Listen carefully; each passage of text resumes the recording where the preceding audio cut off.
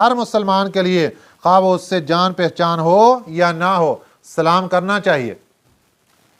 مسلمان کا مسلمان کے ساتھ سلام کرنا چاہیے۔ اب اس میں طریقہ کیا ہے کہ جو گزر رہا ہے وہ بیٹھنے والوں کے اوپر سلام کرے گا، جو پیدل چل رہا ہے وہ بیٹھنے والے کے اوپر سلام کرے گا، جو بعد میں آیا ہے وہ پہلے سے بیٹھے ہوئے لوگوں پر سلام کرے گا، اور جو سواری پر سوار ہے وہ پیدل والے کو سلام کرے گا۔ اور یہاں تک ارشاد فرمایا کہ 2 بندے 4 بندے اکٹھے جا رہے ہیں اور درمیان کے اندر کوئی آڑ آئی، کوئی درخت آیا، کوئی پتھر آیا، اور یہ دونوں پھر الگ ہو کر گزرے، دوبارہ پھر جب ملیں گے پھر کہیں السلام علیکم ورحمۃ اللہ۔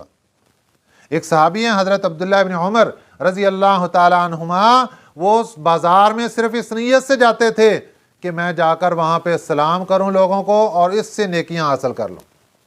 اور آج ہمیں کیا ہے کہ ہم دیکھ